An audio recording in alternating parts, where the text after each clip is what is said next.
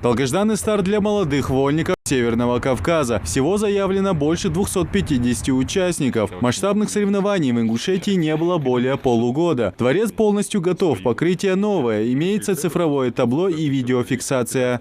Сегодня уже заявлено порядка 250 человек, но, скорее всего, их будет около 270-280 спортсменов. На сегодняшний день у нас практически на 80% мы уже готовы принять это первенство. Участники уже сегодня будут проходить мандатную комиссию.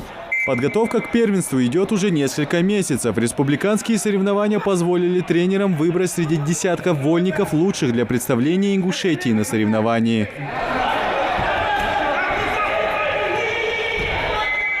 Приезжих спортсменов разместят на спортивно-оздоровительной базе в Мужичах. Первенство будет проходить в течение 3 дней. К сожалению, в связи с эпидситуацией болельщиков на трибуны не допустят. Руководство Министерства спорта противоковидным мерам уделило большое внимание. Обязательно будут соблюдаться антиковидные меры, обязательно масочный режим, применение антисептиков и социальная дистанция. Это мы предусмотрели по рекомендациям регионального Роспотребнадзора. Межрегиональное соревнование – первый крупный старт Нового года для юниоров. Победа или призовое место здесь позволит участникам отобраться на первенство страны. Вот в этой ситуации 2 раза нарушил век. 1 раз до свистка попытался взять захват, 2-й раз наступил на ногу, неправильно занял.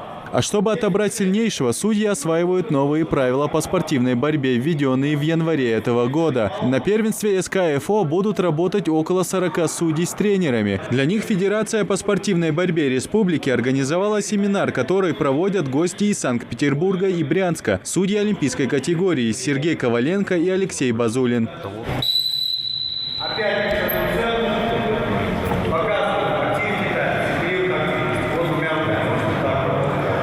Сейчас на практике Алексей Базулин демонстрирует, как нужно судить пассивных участников. Если в отведенное время спортсмен на ковре не показывает свою активность, то судья делает ему предупреждение. Повторный случай и рефери дает 30 секунд на исправление. Не выложится, 2 балла присваивают его оппоненту. Эти и другие нюансы разобрали по кусочкам. Республика маленькая, а регион большой и очень сильный в борьбе, как в вольной, так и в греко-римской борьбе. Что касается ингушских борцов, вот сейчас Муса Евлоев на Олимпиаде взял золото в прекрасной борьбе. Традиции богатые, и люди любят борьбу.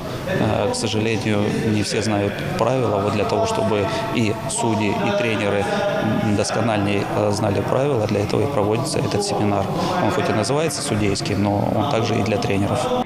Здесь собрались тренеры и судьи со всех регионов СКФО – Дагестан, Чечня, Кабардино-Балкария и остальные. Кроме физических показателей, для победы важны и знания правил соревнований. Очень часто на подобных турнирах появляются спорные вопросы среди судей и тренеров. Очень важно и для тренеров, которые здесь находятся, и для судей важно знать, что происходит, какие изменения. Это большой опыт и для нас, судей, и для тренеров. В семинаре приняли участие и ингушские судьи. По словам наших тренеров, подобный урок повысит уровень первенства. Это огромный опыт для судей, те, которые хотят работать в этом направлении. Любой вопрос они могут тебе ответить. Для Ингушетии это первый масштабный судейский семинар. Высококвалифицированные судьи смогли на спортивной базе в Мужичах поделиться друг с другом опытом, освоить новые правила. Проверить уровень полученных знаний можно будет на экзамене, который пройдет после завершения семинара. Вчера освоили теорию, сегодня практика. Обязательно им и тренерам знать правила, потому что они выезжают с детьми на соревнования. И на соревнованиях бывают спорные моменты. Спорные моменты, как правило, у нас